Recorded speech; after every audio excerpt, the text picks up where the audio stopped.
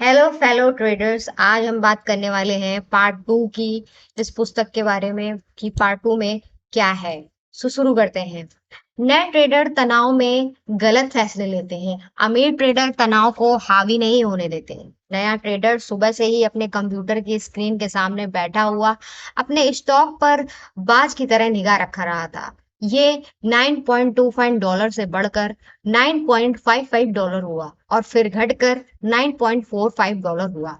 उसे बढ़ता हुआ ग्राफ बहुत प्यारा लग रहा था। उसे अपने स्टॉक को हरे रंग में चमकते देखकर बहुत खुशी हुई, जबकि अन्य स्टॉक लाल थे। डाउ जोन्स लाल था और नैस्डैक मुश्किल से 0.1% के अंतर से हरा हो पाया था।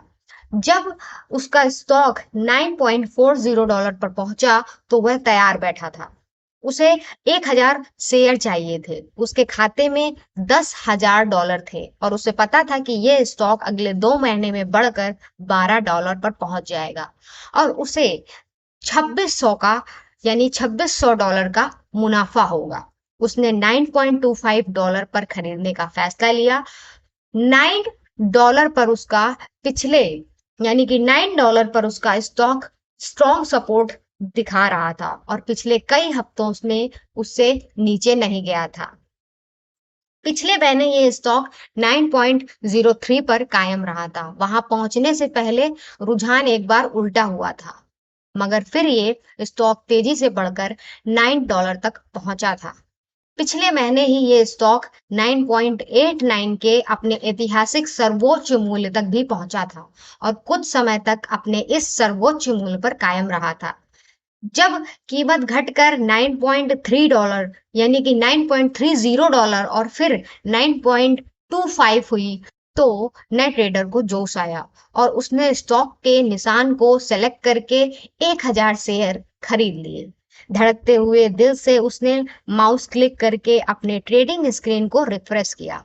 1,000 शेयर्स SRRS बाई एग्जीक्यूटेड $9.35। $9.35। नया ट्रेडर चीख उठा। अपने रियल टाइम स्ट्रीमर को देखकर उसे सदमा लगा। मौजूदा दाम $9.10 था। उसे बुरा लग रहा था।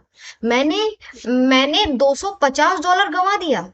इतने पैसे कमाने के लिए मुझे पूरे हफ्ते पिज्जा डिलीवर करना पड़ता है। उसके मन में डर बैठ गया। उसकी धड़कनें इस बार उत्साह से नहीं बल्कि डर के मारे बढ़ गईं।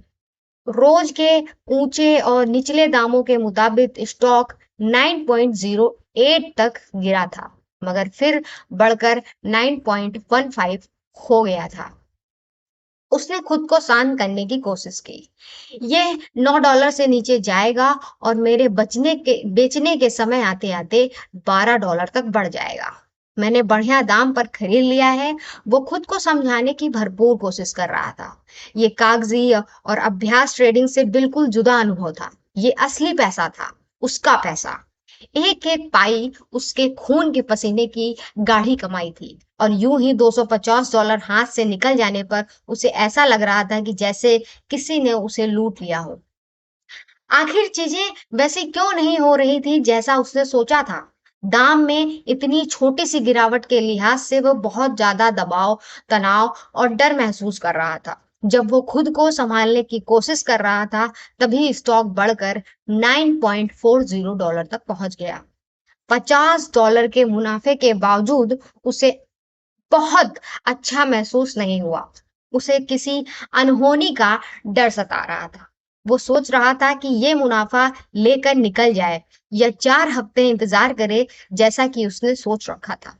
उसने आंखें बंद की और उसे $10,000 की एक एक पाई बिना किसी सहारे के लहरों में तैरती नजर आई। उसे ऐसा लग रहा जैसे कि किसी भी पल ये सब डूब सकता है। उसने आज से पहले इतना डर कभी महसूस नहीं किया था और ना ही कभी किसी चीज की इतनी बड़ी परवाह की थी। कांपती हुई उंगलियों से नाइट्रेडर ने अपने गुरु को फोन लगाया, जिन्होंने तीसरी घंटी पर जवाब दिया। हेलो। नए ट्रेडर को अचानक शर्म आई कि अमीर ट्रेडर उसे बेवकूफ समझेगा। फिर भी उसने किसी तरह बोलना शुरू किया। नए ट्रेडर को अचानक शर्म आ गई। उसने मैंने अपनी पहली ट्रेडिंग शुरू की। एक पल की खामोशी छा गई और नए ट्रेडर ने अपनी कल्पना में अमीर ट्रेडर को मुस्कुराते हुए देखा। सही है। ट्रेडिंग करते हुए आप तनाव पर कैसे काबू कर पाते हैं? नए ट्रेडर ने बड़े संयम से पूछा। अमीर ट्रेडर धीमे से मुस्कुराए और नए ट्रेडर की हैरत हुई कि ये आदमी इस गंभीर बात को कितने हल्के में ले रहा है। ज्यादातर चिंताएं अनजान कारणों या बेकाबू भावनाओं की वजह से होती हैं, जैसे नुकसान का डर, बाजार के रुझान की अनिश्चितता या पैसे कमाने की जल्दी। कभी कभी किसी ट्रेडर का आत्मसम्मान किसी स्टॉक से इस तरह जुड़ जाता है कि नुकसान की स्थिति में भी वह खुद को नजर से नजर में छोटे हो जाते हैं। अमीर ट्रेडर ने जवाब दिया। मगर आप तनाव पर काबू कैसे पाते हैं? नए ट्रेडर ने जोर से पूछा। चिंता और तनाव काम करने के लिए तुम्हें अपनी ट्रेडिंग की रणनीति के से अनजान कारकों को हटाना होगा। तुम्हें अपने ट्रेडिंग रणनीति को और ध्यान सूची को समझाना होगा और ट्रेडिंग शुरू करने से पहले यह तय करना होगा कि तुम्हें कौन सा स्टॉक खरीदना है।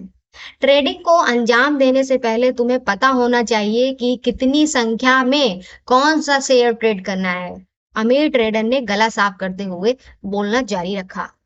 शेयर खरीदने से पहले तुम्हारे पास बेचने की रणनीति होनी चाहिए कि कब, क्यों और कितना मुनाफा कमाना है और अधिकतम कितने प्रतिशत घाटे या कितना रुझान बदलने पर शेयर को बेच देना है। ये तुम्हें पहले से पता होना चाहिए।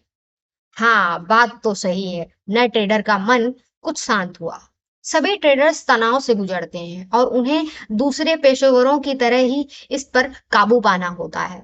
अगर एक ट्रेडिंग रणनीति होने के बावजूद तुम बहुत तनावग्रस्त हो, तो इसका मतलब ये या तो तुम्हें अपनी रणनीति पर भरोसा नहीं है या तुम अपनी हैसियत से ज्यादा दांव लगा बैठे हो। अगर तुम्हें अपनी ट्रेडिंग रणनीति पर भरोसा है, तो तनाव कम करने के लिए पूंजी को आधा कर दो। अगर 1000 शेयर्स ट्रेड करने में तुम्हें तनाव हो रहा है, तो 500 शेयर्स की ट्रेडिंग करो। मगर नए ट्रेडर ने बीच में टोकना चाहा, मगर अमीर ट्रेडर ने उसकी बात को नजरअंदाज करते हुए बोलना जारी रखा। अगर फिर भी तुम्हें तनाव हो, तो 300 या 400 शेयर की एक बार में ही ट्रेड करो। अगर तुम्हें लगता है कि तनाव ट्रेडिंग सिस्टम में विश्वास की कमी हो रही है, तो तुम्हें दोबारा अपनी ट्रेडिंग रणनीति की जांच करनी चाहिए। ट्रेडिंग सिस्टम की जटिलताओं के हिसाब से तुम्हें फिर से कंप्यूटर प्रोग्राम या ऐतिहासिक चार्ट की मदद से खरीद और बिक्री की सही दाम निर्धारित करने पड़ सकते हैं।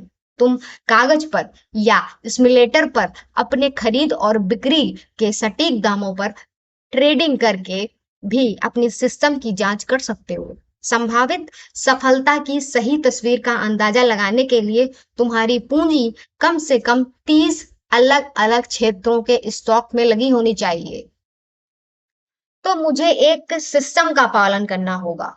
एक ऐसा ट्रेडिंग प्लान बनाना होगा जिससे तनाव कम हो, या और ये सुनिश्चित करने के लिए मेरा सिस्टम कारगर है। मुझे अपनी उसकी जांच करनी होगी ताकि अपनी रणनीति में मेरा भरोसा कायम रहे। अगर इसके बाद भी मुझे तनाव होता है, तो मैं अपनी पूंजी को तब तक कम करूं जब तक तनाव कम ना हो जाए। हाँ, बिल्कुल।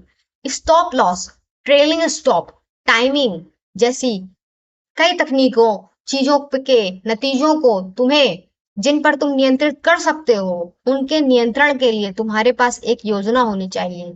जिस स्टॉक को तुम ट्रेड कर रहे हो, उसके उतार चढ़ाव के साथ तुम्हें सहज होना सीखना होगा। ट्रेडरों को अपने व्यक्तित्व के हिसाब से ही ट्रेडिंग करनी चाहिए। आक्रामक ट्रेडर्स ऐसा स्टॉक पसंद करते हैं जो तेजी से बढ़कर उन्हें बड़े मुनाफे दे दे। कुछ ट्रेडर्स बढ़िया और स्थिर भरोसेमंद स्टॉक पसंद करते हैं। कुछ लोग डे ट्रेडिंग करना पसंद करते हैं, जबकि कुछ लोग ऐसा सिस्टम पसंद करते हैं जिनमें महीने के एक आध बार ही फेरबदल की आवश्यकता पड़े। अमीर ट्रेडर ने रुक कर यह देखा कि युवक उनकी बात ध्यान से सुन रहा है।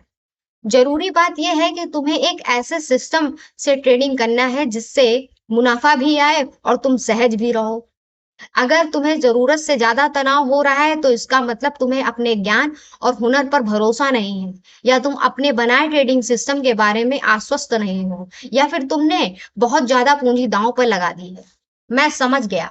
मुझे इससे बात करने का वक्त निकालने के लिए मुझसे बात करने का वक्त निकालने के लिए शुक्रिया। नया ट्रेडर अपने भविष्य के बारे में अब ज्यादा आश्वस्त था। अरे, ऐसी कोई बात नहीं, अमीर ट्रेडर ने जवाब दिया। नए ट्रेडर ने अपनी परेशानी का कारण पहचान लिया था। 1000 शेयर्स उसकी क्षमता से ज्यादा थे और अब उसे पता था कि उसे क्या करना है। अगर ट्रेडिंग के दौरान तुम्हें बहुत ज्यादा तनाव महसूस होता है और इसका मतलब यह तो तुम्हें अपने सिस्टम पर भरोसा नहीं है या तुमने बहुत ज्यादा पूंजी दांव पर लगा रखी है। अमीर ट्रेडर्स की सलाह। ट्रेडिंग में तनाव इन दो में से एक कारणों से होता है। आपको पता ही नहीं है कि क्या करना है या फिर आपको पता है कि क्या करना है मगर करने में डर लग रहा है। किसी भी एक स्टॉक पर अपनी कुल पूंजी का केवल 1% ही लगाएं और स्टॉप लॉस का ध्यान रखें। किसी भी एक ट्रेड में नियंत्रित पूंजी निवेश से उसका भावनात्मक असर कम करने की मदद मिलती है। हर ट्रेड अगले 100 ट्रेड में से सिर्फ एक है। अगर आप ये याद रखेंगे तो इससे आपको ट्रेडिंग करने का एक अलग नजरिया मिलेगा। और अगर आपको समझ नहीं आ रहा है कि क्या करना चाहिए तो कुछ ना करें। Thank you for listening.